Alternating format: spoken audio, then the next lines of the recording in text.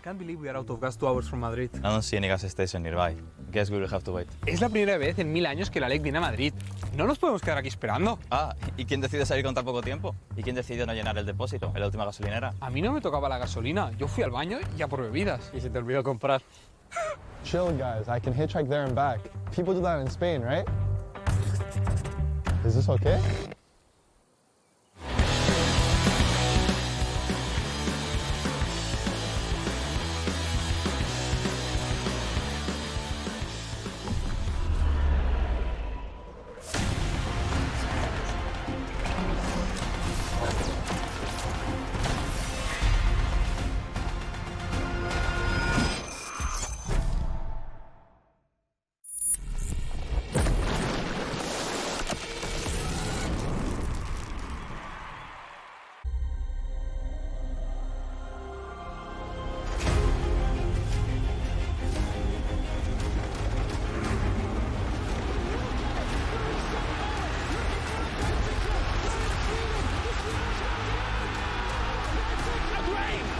G2, the perfect team fight. They take it all. Here comes the Crow Storm. It knocks back, instant combo, person. What is people? Oh my God! Claps, everybody. You know the story. You know the legend.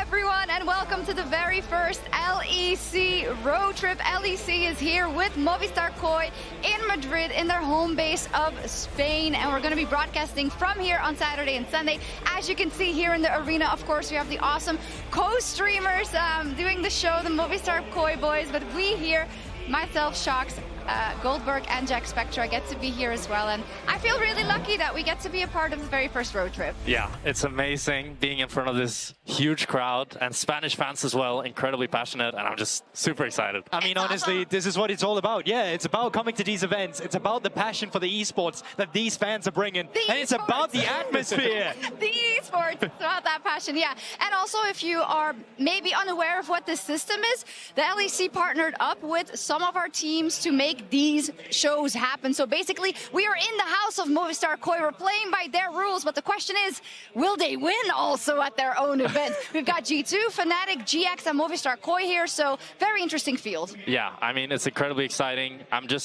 For me, I want to see how can Movistar Koi perform in their own arena with all of these fans, and how will that go?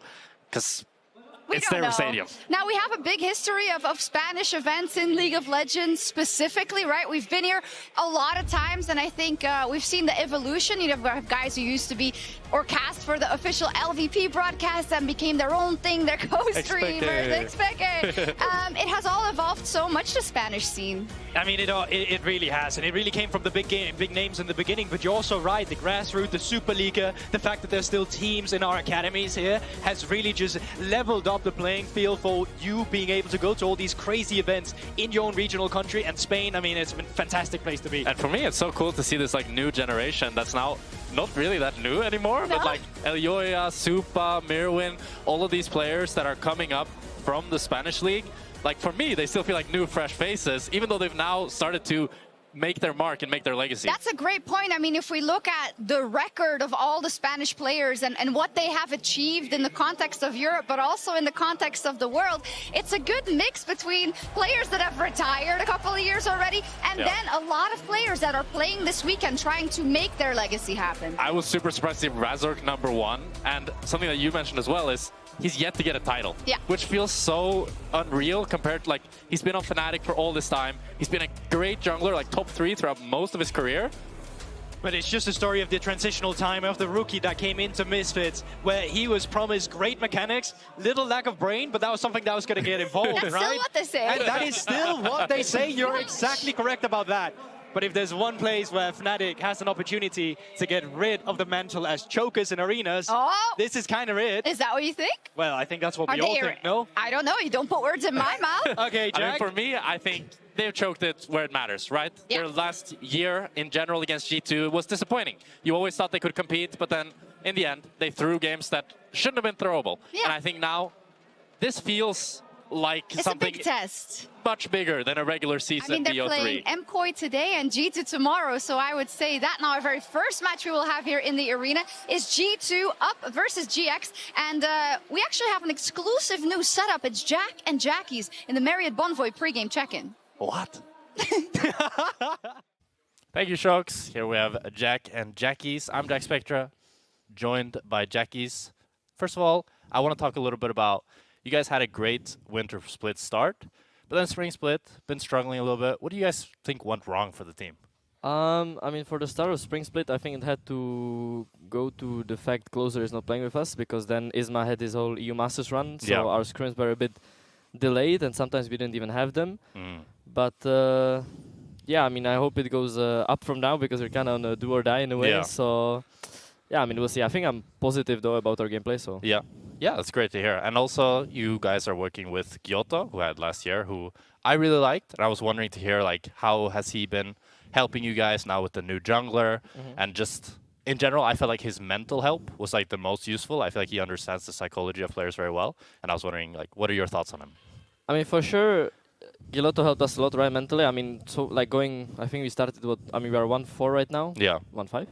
No, 1-4. Well, I think you should know. We are 1-4. We are 1-4. So of course the mental, even from Giotto part, like of course it's not easy, right? Yeah. But I think he's a big part of actually like saving it in a way, which is what I admire about him. So for Giotto, I mean, I think he's a very good coach, and I think he's doing his job very, very well. So that's why we are not mental boomed, I would say. So Yeah. So it's player diff that you guys are losing then, or it's not coach gap? Yeah, some games maybe coach gap, okay, but most Okay, of some them games were, coach gap. most Fair of enough. them were player gap so far. But we're here in the Madrid arena, joined by thousands of fans. How do you feel? You excited? Is this your first event with a crowd? Not with the crowd, but the big crowd. With yeah. the big crowd, Yeah, yeah. the big crowd for sure. And Yeah, I'm true.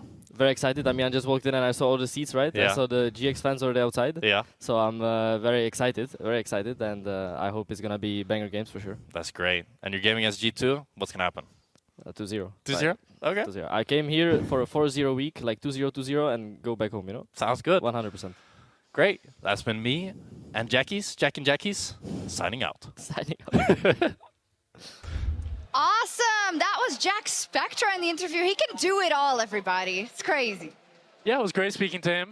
Good confidence. Very excited to see how they do in their matchup, if he can fulfill his prophecy. And what did you feel? Because, you know, an arena like this, it is something new, and it can, as you know very well, it can propel some viewers, but it can also push them down. Yeah, I mean, it's hard to say, especially since it's kind of, as Jackie said, his first big event with a crowd, like a big crowd. Yeah. You know, of course, You keep saying it. Berlin has a crowd as well. Berlin but has a crowd, but this is like a bit of a different scale, right? A little bit. And I do wonder if he will be the one to crumble, because like he's up against G2, who are no strangers to a big crowd. No, absolutely not. And G2, of course, you know, they lost last week, so they have something to make up for. But when it comes to the fans and everything, in my head, I felt like, okay, Movistar KOI, it's their event. They'll have tons of fans. But the first people here were actually the Giant X fans with their music, with their ambience. I've been super impressed by the fan base of GX. We don't often, as English broadcast, get to experience the passion that they're actually displaying. But coming to Spain here, seeing them march on with their orchestra, seeing them first in arena, seeing how much energy they bring to the arena, I think that's something that the players of GX will be benefiting from a lot. I mean, it's an historical org, right? I played against them in the Superliga, and I think they have the most Superliga titles out of any Superliga team, and they've just been legends for so long, but kind of dropped off recently, so you might think that their fans have too, but they have not, as they're showing today. No, D'Antonio is a bit of a legend here as well. We saw him on the side of a bus now. Who can say that? I don't think any other. Not me. But Jack, can you have us a lay of the land a little bit, right? Because we always have to remember that in Spain, just like in France, we have kind of the teams that make it to the LEC, but we also have the rivalries that are in the local Spanish league or in the local French league, right? Yeah. The Superliga or the LFL. So what's the deal here when it comes to MKOI and Giant X and maybe also Heretics, who regrettably are not here? I mean, in my head, the Giant X MKOI rivalry isn't that big because neither team has found that much success in the Superliga recently. The biggest one was kind of Heretics versus KOI because they joined the league at the same time. Both kind of had Graphic on the other side and then Ibai on the other. And I think with Giant X, though, it's more just about their history coming into this, and they just have so many fans that were from all the way back then, followed the Antonio. Yeah. He's played for 10+ years, and they're just here to support. It's crazy. And maybe because of the match they have here tomorrow, which is our match of the week, we'll see that all explode. Now, they're playing versus G2 First Giant X, and apparently there was some sabotage in the works as well in terms of getting G2 to the arena, GB. I mean, if you can't beat them on the Rift, you beat them off the Rift, right? If it's a tier 2, sure, let's have it. But yeah, it's comical. Obviously, GX has nothing to do with it, but... Well, why do you do that? I don't know. It's a joke. Yeah, for sure it is. But you also know that someone might be like, what? They got rid of a tire from them? Are they crazy? What? I get it. Let's do the lay of the land a little bit. And I think perhaps we should have done this at top. Maybe people are wondering, is this a separate tournament? Is this the finals?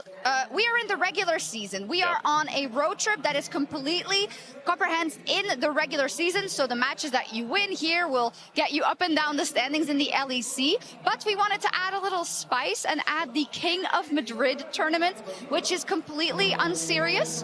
But if you win also completely serious. But completely serious. The rules are simple. Win and you get the most points. 3 points for a 2-0, 2 points for a 2-1, 1 point for a 1-2, and 0 points for a 0 and 2, Jack. So, yeah, we'd like to see who wins that. Yeah, I think that just makes the whole kind of arena more exciting. I think overall, it's like, as you said, it's a regular season, but it's not really regular season. There's a special vibe to this place, and I think winning here holds more merit than winning a normal regular season. Yeah, it's also just the momentum you bring for that, the confidence as players, right? We're talking about GX as the team that's been struggling. If they manage to take wins here, and you bring that back to the Berlin studio, of course they'll go a long way. But also for the other teams who's looking to solidify themselves at the top. At G2, at Fnatic, you get a 3-0 week here, or 2-0 week here, sorry. That feels good. It's amazing. Now, we are a bit in a different setup than we usually are. We are on a road trip. It's basically what you see is what you get. It's us. And usually they can hear the info from the control room, but I only can. So I will tell you, we have a bit more time. Of course, it's the first match that's being set up. Classic. Yeah. Okay, can you lift the curtain a little bit? Because it's hard to set up in an arena, but often players, their settings, their It's mice. players' fault. No, I mean, no. some players can be a bit, maybe not lazy is the right word, but they take their time, you know? And then they suddenly, the most common that I've had is like a player that's like, we're going to start in 2 minutes. And then he's like, I want to go to the toilet. Yeah. And then it's like, oh, now it's delayed. Well, it's very hard. Though. It's very, like, it's far away, so you shouldn't. This is the King of Madrid graphic that we've prepared in terms of the storylines, because I think, of course, we need to remember that you could be the King of Madrid, but there's a lot going on in terms of the race for playoffs in the LEC. Where do we want to start? Well, I like to start with G2 just because they came from a loss, right, against BDS. They were looking to be the team that was going to go undefeated and continue that streak towards playoff. And I also still think they're a team with the regrets of that winter final still lingering a little bit. I think this is the perfect place for you to boost that momentum that we've already talked about against some really strong team as well. You're going up against your biggest rival in Fnatic. If you're able to keep it going here, you're going to pretty much be able to keep it going. What's your read on that loss versus BDS? I mean, I think it was pretty meaningful to me because I felt like G2 looked like the best team, and I thought that was like the team that wasn't inconsistently going to lose to random teams, but then they went and did it. Call him BDS random? No, just lose to lower tier teams that they normally would win against, right? So I definitely put stock in that, but for me, the highlight story is MKOI. I feel like this whole arena that they've gotten here is just insane, and if I'm an MKOI fan, I'm coming to the stadium, and they lose both their games, I'm gonna be I mean, they're 2-3 now when it comes to the LEC standing. So if they pick up both wins and versus very important opponents, versus a Fnatic and versus a GX, which they are having a growing rivalry here, we're going to pitch it because it's But on the contrary, if they lose both games, 2-5. So I think MKOI stand to lose the much if they lose their matches, and perhaps GX stand to gain the most. 100% is specifically if you take the context of the schedule into context, right? KC were playing up against MKOI in the beginning, then it was G2 up against MKOI, so their schedule was rough. So we were expecting that they were going to have an easier time once they started playing against, well, the likes of a Vitality and some of the other teams they've gone up against. But when you're dropping these games and you're showing inconsistencies and you're going into an arena like this, these are the things you don't want to replicate. No, absolutely. And then we have a Fnatic. They are playing MKOI here. They are playing G2 tomorrow as well, which is a classic. And it was interesting to me because usually in a weekend, if there's a G2 Fnatic, that's what I'm most excited about. But I think it says a lot about the state of our teams and how competitive other teams are getting, that you're now looking at a Fnatic MKOI and thinking, Maybe it's just because I'm here, though. That might also be the I case. think G2 Fnatic still sounds like a mega banger to me. absolutely. And for me, it's like the battle of first place, which is always going to be compelling. But there's something about just the raw emotion and passion that you'll get from these fans when it's their team playing that makes it more compelling, especially when you're here. It's true. What do you think there is going on there in terms of that the Heretics aren't here? Because, I mean, MKOI, of course, this is their arena, right? I mean, to me, it's strange because I think that's the biggest like Spanish league rivalry, and both teams are very like similar. Started, you know, as streamer orgs, and then kind of became like this. And they also both joined Super League at the same time, joined LEC at the same time. But I don't know. We'll see, indeed. About a couple of more minutes, I think. That's good. We can preview the match a little bit more in depth then for G2 versus GX. This is, on paper, one of those matches that should very easily go the way of G2. I will say, I've seen tons of MKOI shirts. I've heard a lot of GX music. I've seen a lot of blue shirts. Not that many G2 shirts. No, honestly, and that's a rare thing as well. We barely ever see that unless we're in France as well, but that's what the regionals will bring to you. But I am looking at GX, and I am looking at some of the improvements that they've made over these weeks. They were struggling a lot. You did see Jackie's in your interview with you as well, Jack. Yeah. He wasn't feeling great about the start, but he was feeling optimistic. And I think if you're looking at gameplay-related things, they have become better at implementing set plays with Isma. I have started seeing them get better at invades, where they're specifically just going 4 people together, we're joining enemy blue buff, red buff, whatever it is, and we're just going to fight it. And they've gotten early game leads through this. Yeah, and GX is just such a weird team to me because it's like, I speak to Gyoto, he tells me their scrims are going great, they're beating top teams, and then they lose to SK.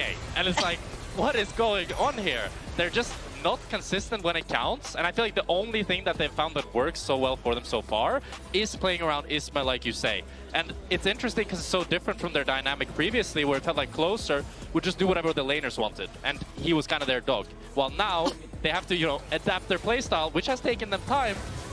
Maybe they can do it against G2. Maybe. We do know that what's happening on stage is their peripheral issue and the mouse is being swapped, so that won't take too long, I guess. But after yesterday, I don't want to jinx anything. So I want to, like, Isma gets a lot of flack, and I get it, because I do think he had a rough entry into this team. I also think he was put into a very, very difficult position. To me, if you discount some of the early games, he was great last week. No, he was. You're right. And it was actually not the early games for me that was the issues. I think it was when they transitioned some of the leads that they, by the way, got against a team like KC.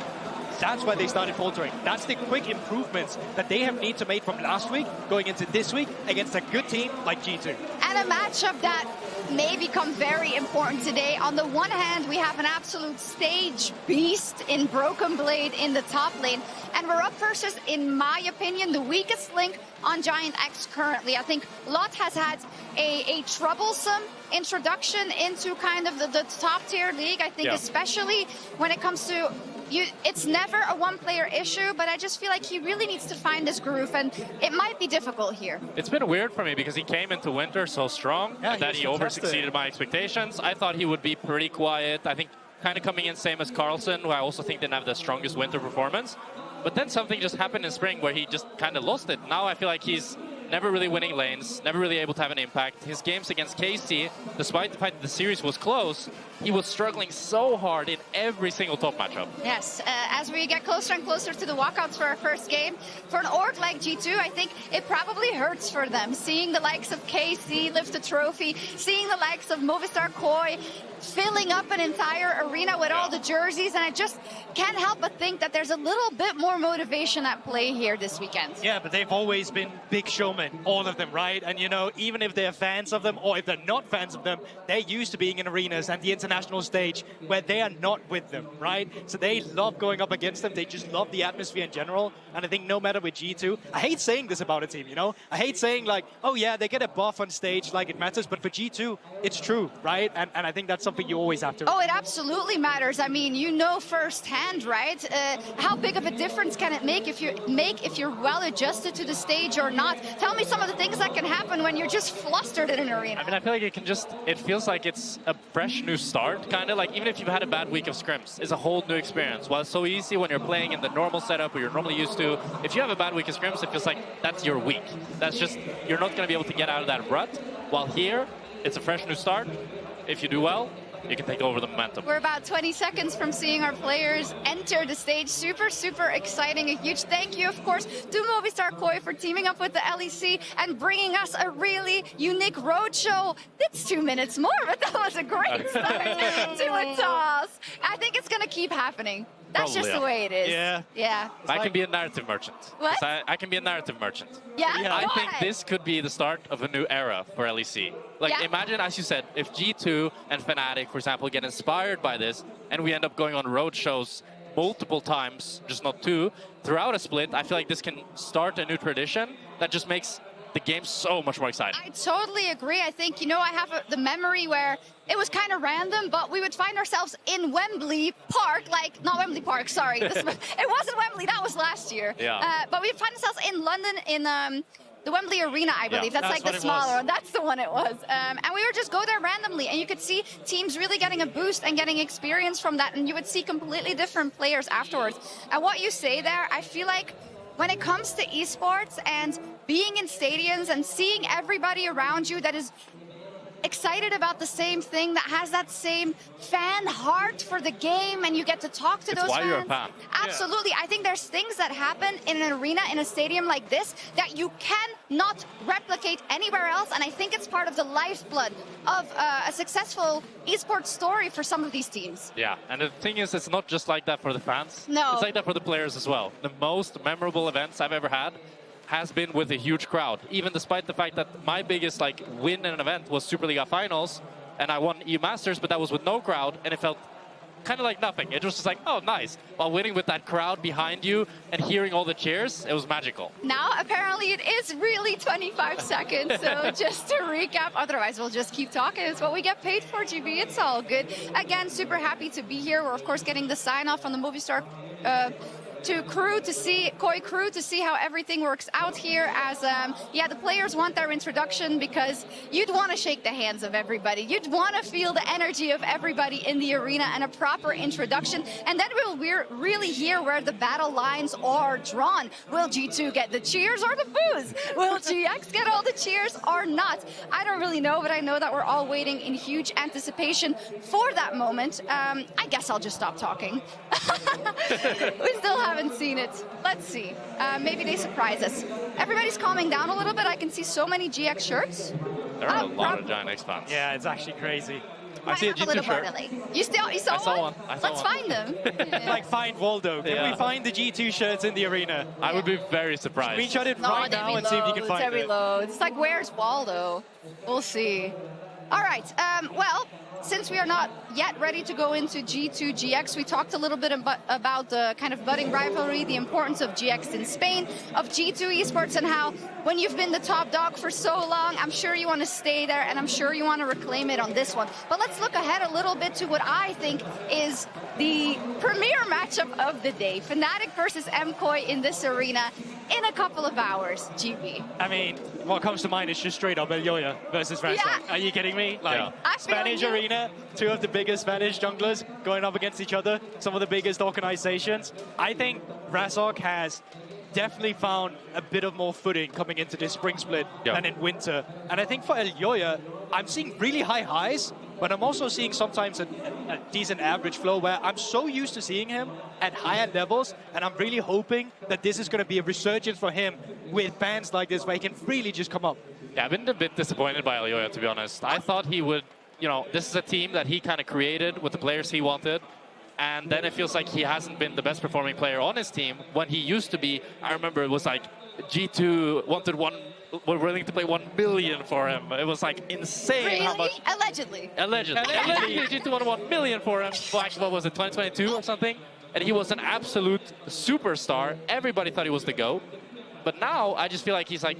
It must be quite frustrating for him, I gotta say also, right? Because I don't believe that he doesn't have that in him anymore, but there's been a lot in this team, like he's like the responsible part of why this team was built around him. He had to, I think, accelerate his captain duties. He had to adjust to another new player coming in this year, so I think it's a lot for that whole team. I almost think like they need the injection of, I think, playing here in Madrid in front of this crowd, perhaps, to give them that little thing they're missing. Yeah, and I do want to say, I played Iberian Cup finals with Mirwin, which wasn't a crazy crowd. It was like 100, 200 people. Yeah. But he was super clutch and had some of the craziest comps I've ever seen. We were hard losing game 1. Yeah. And he was playing Ari top AD, Ari top, you know, crazy. And he was just like, guys, stop choking. We need to fight or we lose. We're down 7k gold. That's legit what he said. And everybody just locked in. And then we did a crazy backdoor with Ari and Nico. And Nico was disguised as a minion and they backdoored and we won the game. Oh my I god. want to find that. Should we find that? Yeah, Maybe yeah, we'll That talk as a about it replay, yeah, later. that would have been sick. Yeah, amazing. And in the same vein, then you have Oscar, right? And we've had a lot of discussions about this because I think I want Oscar to be great for this team. And I think this is going to be a great test for them because sometimes whole Fnatic, we've said, right? When it comes to the big moments, they're just left, they fall a little bit short. Yeah, sure. I Or think a a lot lot. of people will think of the Oscar now ultimate when he got a lead this formal Yes. split. But honestly, no. I think Oscar is getting too much flag. In Okay. my humble opinion, I actually think he's doing fine for what he's doing. I think obviously he's making mistakes. Don't get me wrong, he's not perfect. But the amount of criticism he's currently receiving, I don't think it's fair to what I've seen some of the issues with Fnatic be in general. And I don't think you can contribute their defeats to just Oscar. Yeah, there was the one NAR play against SK. Yeah, that's that what was people like, remember, It of was course. I mean, but the thing is, it was was so really criminal. bad. But It at the was so same bad. time, Sure, he his was stats have been really good. He's been really solid. Yes. And he's definitely one of the best top laners in our league. Yes. That's saying, is that saying something? But you can't forget, yes. He's not bad. I don't know. Regardless, though, that'll be a super cool matchup. We'll see between Fnatic and MKOI. It'll be hard. It's actually, maybe it's my favorite of the weekend. I don't know. Might I be. will still go with G2 versus Fnatic. Okay, well, You can call me I'm going to normal, go for but- G2 GX because it's starting right now.